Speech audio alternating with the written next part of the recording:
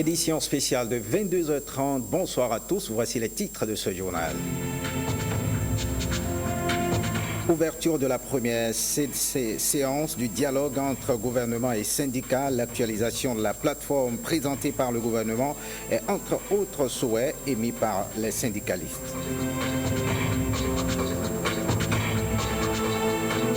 Libération des espaces publics dans certaines villes du Bénin, l'heure est à l'apaisement. Le ministre d'État chargé du plan et du développement s'est entretenu à cet effet avec les membres de la communauté musulmane du Bénin. Étienne Tshisekedi n'est plus, l'opposant historique congolais s'est éteint à l'âge de 84 ans.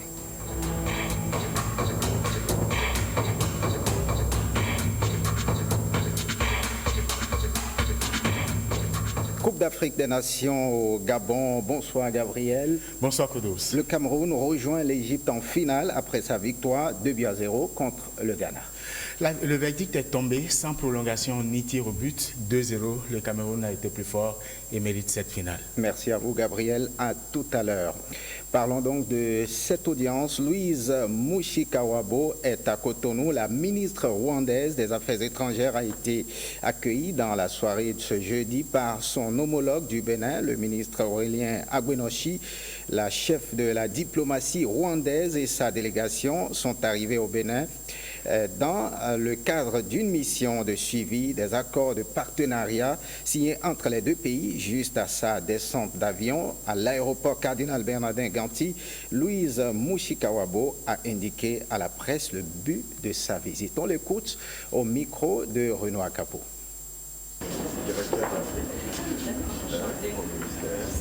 Cette visite fait suite à la visite du président de la République du Bénin qui était au Rwanda il y a 2 mois. Donc je suis ici avec une petite équipe de 12 personnes pour faire le suivi des accords dont nous avons discuté à Kigali et aussi de montrer le niveau de collaboration et de coopération que nos deux pays veulent voir. Donc nous sommes très heureux de pouvoir faire le suivi assez rapidement avec mon frère Aurélien Agwenoshi qui n'est pas étranger au Rwanda par ailleurs. Et donc voilà, nous sommes ici pour faire un suivi sur le niveau de relations bilatérales qui a été conclu entre nos deux chefs d'État. Et on parle de ce dialogue entre gouvernement et syndicats. Les syndicats souhaitent l'actualisation de la plateforme présentée par le gouvernement. C'est l'essentiel à retenir de la première séance du dialogue social. Les travaux ont eu lieu ce jeudi à l'Infosec à Cotonou. Nous vous proposons de suivre respectivement le ministre d'État Biochane et les syndicalistes Paul Iseiko et Noël Chadari au micro de Jérôme Mongo. Nous avons abordé aujourd'hui essentiellement les questions de la santé et les doléances sur le secteur de la santé qui avaient été présentées par les centrales. Elles ont été bien sûr actualisées au vu de ce qui s'est passé ces dernières semaines.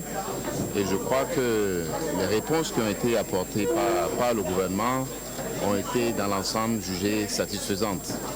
Bien sûr, il y a encore quelques sujets qui sont sur la table et sur lesquels le gouvernement continue de discuter avec certains groupes sociaux, notamment par exemple les médecins. Mais je n'ai pas de doute que nous aurons des solutions satisfaisantes pour tout le monde. Nous avons suspendu la séance aujourd'hui pour reprendre jeudi prochain sur les sujets de l'enseignement. Ceci à la demande des centrales qui ont estimé que c'est un secteur très sensible, c'est un secteur très important pour eux.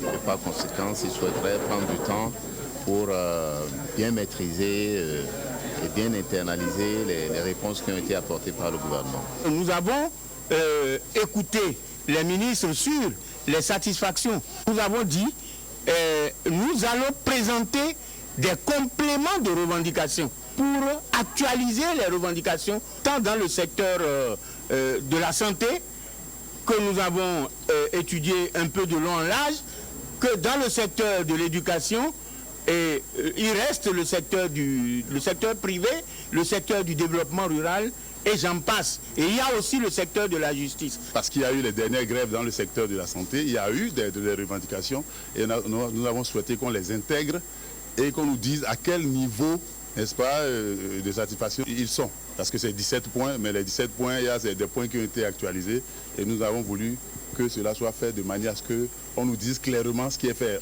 Et pour le reste, le jeudi prochain, nous allons aborder la question du secteur de l'éducation, la question dans les autres aussi secteurs, de l'agriculture. Il y a donc des problèmes en suspens que nous allons continuer d'aborder les prochaines fois, le jeudi prochain. Voilà.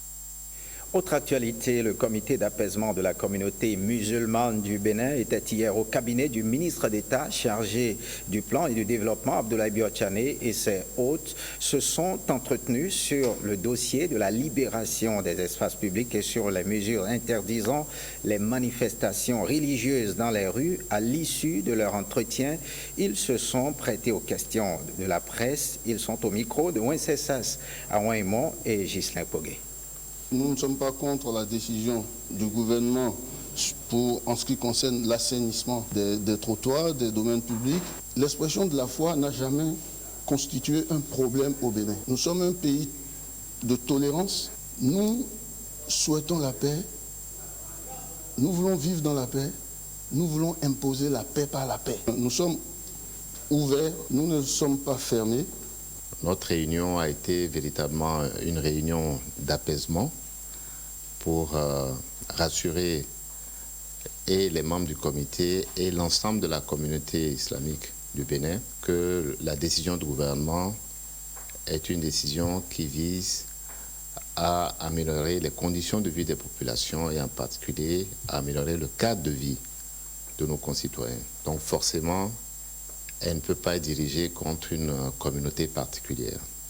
Les représentants du comité présent l'ont très bien compris, qui ont accepté de participer à apaiser les fidèles partout dans notre pays, en particulier à Cotonou.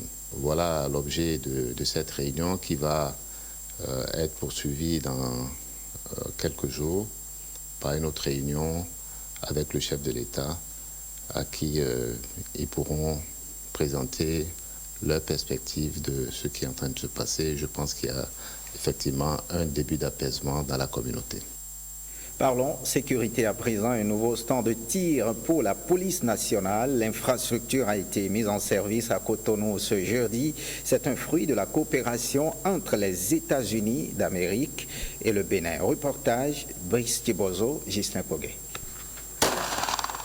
Il a atteint la cible. Le ministre de l'Intérieur et de la Sécurité publique, Saka Lafia, met ainsi officiellement en service un nouveau stand de tir au sein de la caserne de la Compagnie républicaine de sécurité à Cotonou. Une infrastructure jugée respectueuse des normes en la matière. Elle mesure 42 mètres de long sur 35 mètres de base et prend 10 portes-cibles. Le dispositif d'arrêt de balles fait 12 mètres de haut sur 19 mètres de longueur. Il est fait de pneus remplis de sable, d'un muret de 15 mètres et un voile de béton armé de 39 cm. L'ambassadeur des États-Unis d'Amérique près le Bénin voit en l'ouvrage un signe positif de la bonne santé des liens de coopération entre son pays et le Bénin. Ce stand de tir est un bel exemple de la constance et de la vitalité de la coopération entre les États-Unis d'Amérique et le Bénin dans le domaine de la sécurité. Présent à cette cérémonie officielle, un ministre de l'Intérieur et de la Sécurité publique satisfait de la qualité de l'infrastructure et de celle de la coopération entre les États-Unis d'Amérique et son pays. Les cérémonies du genre, on en a connu à un rythme régulier, comme les battements d'un cœur. Certainement, l'ambassade des États-Unis veut toucher le cœur des Béninois. Toucher le cœur des Béninois par des actions qui renforcent les capacités opérationnelles des hommes en uniforme pour que les hors-la-loi n'aient plus jamais la paix du cœur, quel que soit le lieu où ils se trouvent sur le territoire national. Et on prend la direction de l'Alibori, destitution manquée du maire de Kandi. Alidou Demolé-Moko reste toujours le maire de la commune, chef-lieu du département de l'Alibori. 9 pour, 9 contre, c'est le verdict qui a sanctionné le vote de défiance initié à son encontre ce jeudi. Firmin Bassao, Olviga Mensa. Après 2 reports successifs, faute de quorum, la session extraordinaire consacrant le vote de défiance contre le maire Alidou Demolé-Moko a fini par avoir lieu. Le résultat après la délibération du vote crée un tollé dans la salle.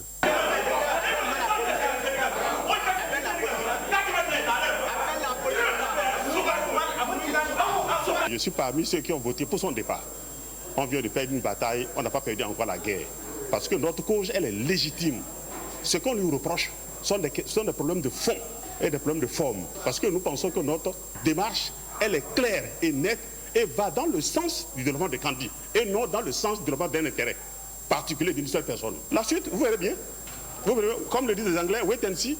Réconforté dans sa position, le maire Alidou Demolé-Moko promet d'œuvrer pour le retour de l'unité au sein du conseil communal. Nous avons fait, n'est-ce pas, échec à la tentative de ma destitution. Mais je ne vais pas aller au triomphalisme. Mon souci, c'est d'inviter les dissidents à s'asseoir à la table de négociation pour qu'on puisse repartir sur de nouvelles bases. Si il y a mésentente, c'est Kandi qui perd. Depuis que cette histoire a commencé, les activités marchent au ralenti. On va s'asseoir pour repartir sur de nouvelles bases, qu'ils fassent bloc autour de moi pour qu'on puisse repartir à zéro pour donner, n'est-ce pas, de nouvelles lettres de noblesse à la commune de Kandi. C'est la fin d'un feuilleton qui n'a fait que trop durer, même si dans le camp dissident, on ne démord pas avec la promesse de revenir à la charge.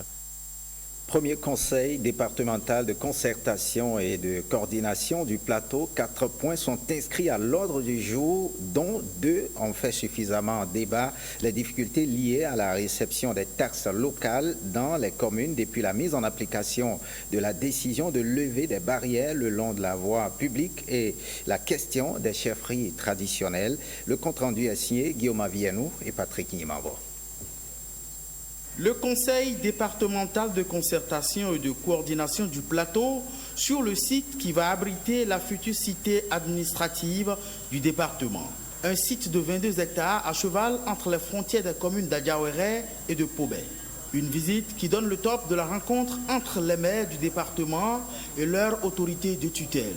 Une première depuis le début de l'année avec 4 points inscrits à l'ordre du jour, entre autres les enjeux de l'intercommunalité au Bénin, mais aussi les difficultés liées à la perception des différentes taxes depuis la décision du gouvernement de lever les barrières sur les voies publiques. Pour certains, c'est déjà comme si ils doivent lui payer les taxes. On a déjà demandé, même s'il a des séances de travail, il aura organisé des séances avec les transporteurs, je peux me déplacer pour leur dire que la levée des barrières n'est pas synonyme du non-paiement des taxes que les mairies doivent percevoir à précisément la TDL que les mairies doivent percevoir. L'autre sujet qui a été au centre des réflexions demeure celui de la gestion des problèmes relatifs à l'autoproclamation et à l'intronisation des rois dans les communes du département. Les gens sont libres de dire qu'ils veulent être rois. Mais il ne faut pas que, en voulant se faire introniser roi, que vous perturbez la quiétude des citoyens. Mais d'abord, dans la commune de laquelle ça doit se passer, en tant que garant de la sécurité des citoyens, est obligé de prendre des actes et rendre compte à l'autorité de tutelle. Au terme des échanges, les participants ont renouvelé leur engagement individuel à travailler pour le développement et le bien-être des populations du département du Plateau. On reste dans le plateau, plus précisément à Porto Novo. Plusieurs experts en aménagement du territoire invités à Porto Novo pour prendre part à l'atelier sur le projet Porto Novo Ville Verte ont fait le tour de 2 quartiers de la ville, un périple qui leur a permis d'évaluer les patrimoines matériels et immatériels de la ville dans la perspective de leur valorisation. Guillaume Avienou nous en parle. Quartier Acron dans le 1er arrondissement de Porto Novo. Un groupe d'experts en aménagement du territoire, en urbanisme et en architecture fait le tour du quartier, l'un des plus vieux de la ville. Ils sont venus du Cameroun, de la France, du Canada, mais aussi du Bénin et sont invités aux travaux de réflexion sur le développement durable de Porto Novo. Une lagune, c'est quelque chose d'exceptionnel, il n'y en a pas partout. Donc en termes d'identité, c'est un vrai potentiel. Il y a aussi les dépressions, il y a des zones végétales, c'est déjà un espace important. Donc oui, le potentiel, il est là. Et c'est une ville en plus qui a aussi une topographie. Et ça, c'est très important. C'est une histoire. L'histoire urbaine, elle est souvent très proche de la géographie. Et par rapport à la culture, je pense que la richesse que vous avez à Porto Novo, elle peut encore plus être développée, en tout cas valorisée et présentée et partagée avec tous. L'existant en termes de patrimoine matériel et immatériel de la ville de Porto Novo n'est pas négligeable et ne demande qu'à être valorisé. C'est ce à quoi le groupe d'experts invité par la municipalité va s'atteler pendant pratiquement 2 semaines. Porto Novo porte un véritable attrait parce que c'est une ville très verte et c'est une ville où on a envie d'habiter. Et c'est un statut, c'est une capitale, c'est un statut à renforcer, mais dans un esprit où on doit chercher à préserver ses ressources et un développement qui bénéficie à l'ensemble des habitants. Le projet Porto Novo Ville Verte est l'un des projets phares du conseil municipal pour le développement de la ville. On comprend alors les enjeux de la présente visite de site et de présence de groupes de travail dans la cité des Aïnovi. Et puis, il est allé évoquer avec le président de l'Assemblée nationale la question de la redynamisation, de la coopération de la ville de Cuba et le Bénin, le pays donc de Fidel Castro et le Bénin. Lui, c'est le nouvel ambassadeur de la République de Cuba après le Bénin. Il n'était d'ailleurs pas le seul à avoir été reçu par le président de l'Assemblée nationale ce mercredi. Guillaume Avienou nous en parle. La redynamisation des relations de coopération entre le Bénin et la République de Cuba a été au centre des échanges du nouvel ambassadeur de ce pays près le nôtre et le président de l'Assemblée nationale. Le président a été très chaleureux, on a eu une rencontre magnifique et on a constaté la coïncidence de vues et des intérêts du Bénin et de mon pays pour travailler pour le présent et pour l'avenir. Et puisque nous sommes en début d'année, une délégation de la plateforme pour la participation des femmes aux instances de décision au Bénin est venue présenter ses vœux du Nouvel An au patron du Parlement béninois. C'était très important de lui présenter les vœux parce que nous sommes, vous-même vous le savez très bien, nous sommes à l'orée d'une nouvelle année et quand on a déposé notre audience, il nous a accepté. Les prochaines audiences du président de l'Assemblée nationale se tiennent le mercredi prochain. Direction la HAC, la directrice régionale de TV5 Monde Afrique a été reçue en audience ce matin par Adam Bonitessi, président de la Haute Autorité de l'Audiovisuel et de la Communication. Une occasion pour les deux personnalités de discuter du rôle des instances de régulation en Afrique. Aux sorties d'audience, Denise Epoté se dit très ravie de la mutation numérique au Bénin. Écoutons là, à sa sortie, sa déclaration donc au micro de Bénédicte Amozon et Amitié Sagouidi. Elle a été très instructive parce que ça m'a permis de revoir le président Bonitessi que j'avais eu l'occasion de rencontrer il y a 2 ans lors de la conférence du REFRAM en Côte d'Ivoire. Donc ça nous a donné l'occasion de rediscuter du rôle et de la place des instances de régulation dans un paysage audiovisuel africain aujourd'hui qui est en pleine mutation à cause de la transition numérique qui s'impose à tous nos médias. Donc ça m'a permis de faire un peu le point de cela avec lui. Ce que j'ai retenu, c'est que la mutation numérique du Bénin est en cours et qu'elle interviendra d'ici la fin du premier semestre 2017, ce qui ravit TV5, puisque TV5 est la chaîne de la francophonie, ce qui permettra à de nombreux téléspectateurs béninois d'avoir encore accès à cette chaîne-là.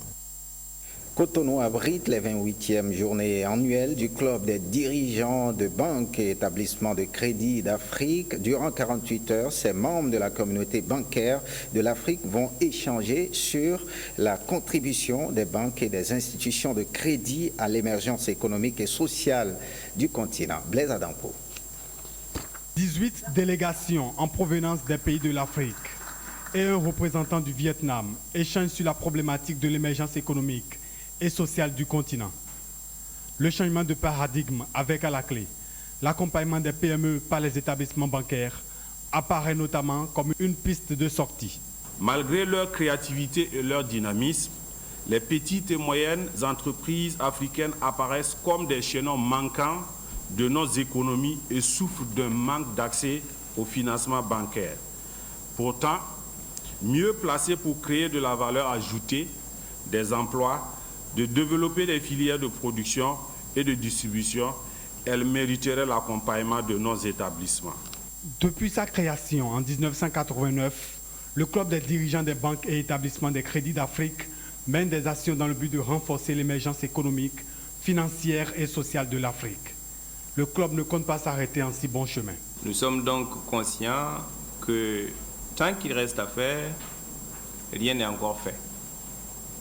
C'est pourquoi, sans vouloir vider de sa substance avant le démarrage de nos travaux, le thème général qui nous rassemble, nous sommes contraints au bout de ces 2 journées de réflexion, de proposer des moyens novateurs fondés sur une mobilisation plus efficace de l'épargne domestique pour des financements innovants, massifs et inclusifs qui permettront à notre Afrique de se redresser à la face du monde comme le continent de l'avenir.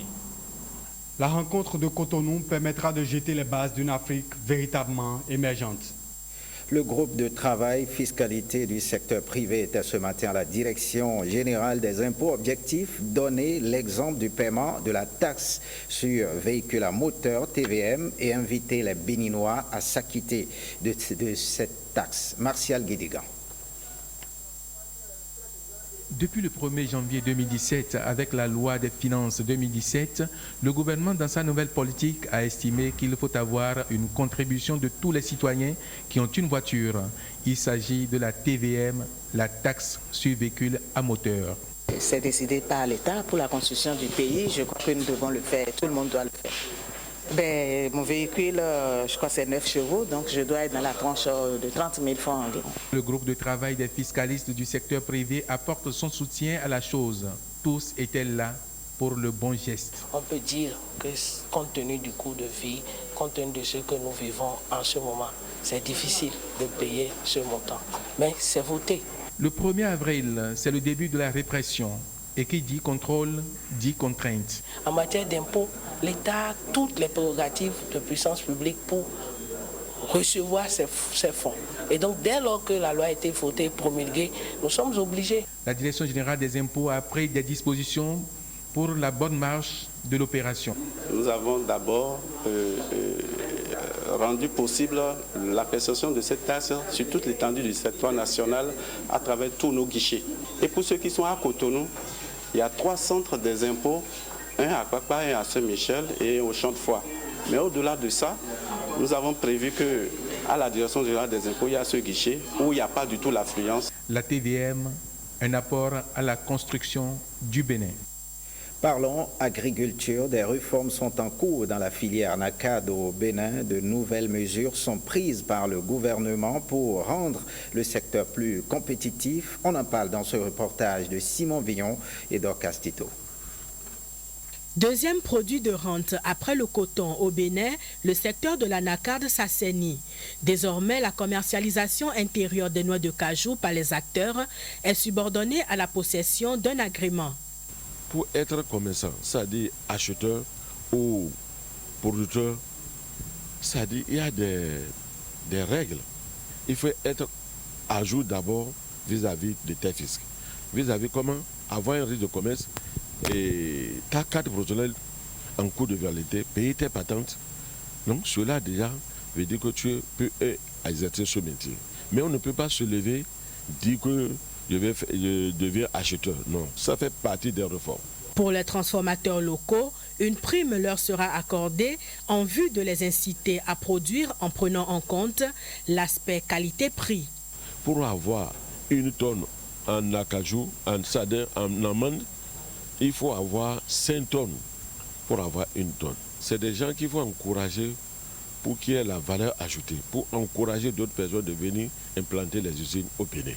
Les producteurs aussi également, l'État est prêt à les accompagner pour que la production, nous sommes aujourd'hui à 130 000 tonnes.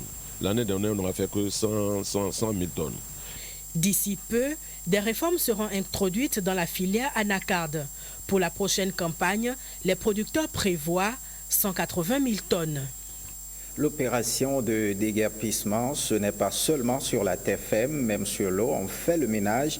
Une action de nettoyage menée par l'Agence béninoise pour l'environnement et plusieurs ONG opérant dans le secteur de protection des écosystèmes s'est déroulée à Cotonou. William Choki pour le reportage. Même sur l'eau, on a procédé au déguerpissement par des habitations sur pilotis, mais des engins prohibés dans le secteur pêche qui encombre les cours d'eau. Une action de nettoyage de cet écosystème qui entre dans le cadre de l'édition 2017 de la Journée mondiale des zones humides. La brigade de protection du littoral et de la lutte anti-pollution est accompagnée dans cette action de ménage par plusieurs ONG opérant dans le secteur de l'environnement. Nous avons essayé de reboiser une zone dégradée de mangroves et après ça nous avons lancé l'opération de nettoyage de la plage. Djegbadji, dans la commune de Ouida, est à l'honneur pour l'édition 2017, une localité choisie à dessein à cause de sa richesse en biodiversité. Elle mérite une grande attention. Notre pays, le Bénin, dispose de mangroves qui possèdent des capacités de séquestration et de stockage du dioxyde de carbone, aidant ainsi à lutter contre les changements climatiques. Mieux, les zones humides permettent de maîtriser les crues, assurent l'accès à l'eau douce pour les êtres vivants, comme quoi le sort de l'humanité est intimement lié à la survie des zones humides. Devenir un entrepreneur professionnel de métier, c'est le thème du premier atelier de la 3e édition du programme de promotion de l'entrepreneuriat des jeunes du Bénin. Il a eu lieu ce matin à la Chambre de commerce et d'industrie du Bénin. Le reportage de Ghislaine Adimi-Agozo et Francis Faton. Pour cette 3e édition du programme de promotion de l'entrepreneuriat des jeunes au Bénin, 148 jeunes sont ciblés. Ils seront outillés sur les spécificités du métier d'entrepreneur et découvriront le parcours de certains entrepreneurs. En venant devant vous ce matin, il était essentiel de vous souhaiter une bienvenue. Il était utile de vous inscrire dans la logique, je dirais, dans les objectifs prévus pour accompagner ce processus dans cet atelier que vous avez si bien intitulé « Devenir un entrepreneur professionnel de métier ». La Fondation voudrait vous encourager à prendre au sérieux cet objectif. L'objectif de cet atelier qui est d'amener les futurs entrepreneurs à découvrir les réalités du monde des entreprises et d'évaluer leur potentiel entrepreneurial. La jeunesse béninoise doit alors s'engager dans l'esprit d'entreprendre, a expliqué le représentant du président de la Chambre de commerce et d'industrie du Bénin. La jeunesse béninoise doit s'engager résolument dans l'esprit d'entreprendre et de recherche d'opportunités, de réunir des ressources de différentes natures pour satisfaire aux besoins du marché commun de la CEDEAO, grand de plus de 350 millions de consommateurs et accessible aux entreprises béninoises. Entretenir la fibre entrepreneuriale auprès de ces jeunes porteurs de projets ici présents est donc un choix du bureau exécutif de la CCIB pour accompagner l'effort du gouvernement dans ce cadre. Pour planter le décor, Hubert Megbedji, le directeur général de l'Agence nationale pour la promotion de l'emploi, a présenté aux jeunes un aperçu sur la situation de l'emploi au Bénin. Vous disposez certainement d'onduleurs et de régulateurs. Ils sont de plus en plus utilisés au service comme à la maison. Ces appareils agissent sur l'énergie envoyée au niveau des appareils qu'ils régulent. Comment choisir un onduleur efficace? Astuce à découvrir dans ce reportage signé Igor Ayosso et Nadej Sanli. L'onduleur permet d'avoir une autonomie d'énergie après coupure de courant. Par contre, le régulateur est là pour sécuriser un circuit électrique. Le rôle joué par les onduleurs et régulateurs dans la sécurisation des appareils électroménagers et les appareils de bureau n'est plus à démontrer. Il est donc nécessaire de faire un bilan de puissance des équipements à secourir avant tout achat d'un onduleur ou d'un régulateur. Ce bilan permet d'appliquer un coefficient que les spécialistes maîtrisent bien. un onduleur ne doit pas être pompé à plus de 70% de sa capacité. Ça, c'est un premier coefficient. Il y a quelque chose qu'on appelle le rendement. C'est-à-dire que le rendement, quand vous envoyez, c'est-à-dire que ce n'est pas tout ce que l'onduleur reçoit qui restitue. Ça veut dire qu'il faut tenir compte de ce paramètre-là pour faire le calcul. Donc, il y a également d'autres paramètres qu'on appelle le taux de digestion harmonique. Également, il faut tenir compte de la qualité de la tension dans la zone. Un onduleur plus grand que les besoins pour lesquels il est utilisé coûte plus cher et gaspille de l'énergie, raison pour laquelle il est nécessaire d'adapter l'onduleur à ses besoins. Deux types sont proposés sur le marché. Les onduleurs online sont des onduleurs qui sont beaucoup plus immunisés contre certains paramètres, contre certains défauts. C'est-à-dire que quand le courant coupe rapidement, lui-même il ne s'éteint pas. Disons, il n'y a pas de chute. Par contre, si c'est dans votre domicile, sur un onduleur offline, certains vont remarquer que des fois, ils ont des onduleurs et pourtant, quand le courant oscille un peu, qu'il y a un peu de perturbation, c'est que l'équipement s'éteint. C'est que c'est des onduleurs offline. L'installation d'un onduleur est déconseillée sur les appareils à moteur tels que les climatiseurs et réfrigérateurs, mais recommandée sur les appareils de transmission de données sensibles comme la télévision. Pour les appareils à moteur, le régulateur est plus indiqué. Direction le Gabon, le Cameroun s'est imposé 2-0 face au Ghana. Gabriela Fouda, quelle analyse faites-vous de cette victoire camerounaise qui propulse les Lions en finale? Oui, il faut dire que c'est et de 2 pour les Camerounais. En 2008, c'était à Accra, du côté d'Accra, au même niveau de la compétition. Les Camerounais ont battu les Ghanéens, mais le score était moins sévère, 1-0. Aujourd'hui, c'est une revanche qui n'a pas eu lieu. Les plus forts l'avaient emporté. Le Ghana ne souffrait de rien d'autre que l'infériorité. Alors, qu'est-ce qui a manqué aux Ghanéens ce soir? Ce qui a manqué aux Ghanéens ce soir, c'est ce qui manque à un joueur lorsqu'il se retrouve face à un plus fort. Les Ghanéens ont tout tenté, des occasions qu'on a manquées, mais puisque les Camerounais en voulaient et qu'ils étaient les plus forts, ils ont démontré, puisqu'on n'est pas allé au tir de but, on n'est pas allé à la prolongation, 90 minutes ont suffi pour gagner 2-0. Eh bien, rappelez-nous l'affiche de la finale. La finale, c'est le dimanche, bien sûr. Il y aura un certain Cameroun-Égypte. Et déjà le samedi, la petite finale va opposer le Burkina au Ghana pour désigner le 3e de cette compétition. Merci à vous, Gabriela Fouda. La Fédération béninoise d'escrime a procédé ce jeudi à l'élection de ses nouveaux membres, ceci lors d'une assemblée générale tenue à Cotonou. Pour plus de détails, suivez ce reportage de Mylène Fanou et Blaise Adampo. Au cœur de cette assemblée générale, le renouvellement du comité exécutif de la Fédération béninoise d'escrime. Un exercice qui est précédé du bilan du mandat finissant. Les efforts du comité exécutif ont été concentrés sur les activités au plan international, permettant ainsi d'affirmer la présence du Bénin au sein des instances régionales et internationales de l'escrime et aussi d'obtenir des titres. Et bien entendu, l'élection du président de la Fédération béninoise au poste du secrétaire général de l'Union des fédérations ouest-africaines d'escrime, la participation du Bénin à plusieurs compétitions internationales à l'issue desquelles le Bénin a été à plusieurs reprises vice-champion d'Afrique au sabre et aussi le Bénin a été classé meilleure nation d'escrime en Afrique au sud du Sahara ces 4 dernières années. La fédération a le soutien du comité olympique national et du ministère des Sports. Le comité national olympique et sportif béninois met un point d'honneur à soutenir cette discipline dans notre pays.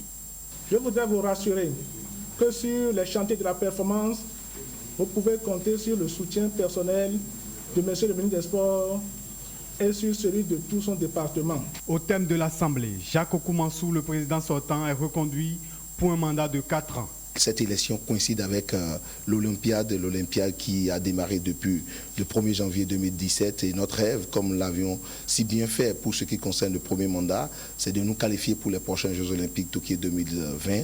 Nous estimons que le ministère des Sports nous donnera les moyens de tout faire pour ne plus être vice-champion d'Afrique, mais être plutôt champion d'Afrique, aussi bien en individuel qu'en équipe. Le nouveau bureau exécutif de 15 membres place son mandat sous le signe de l'amitié pour plus de rayonnement de l'escrime béninois.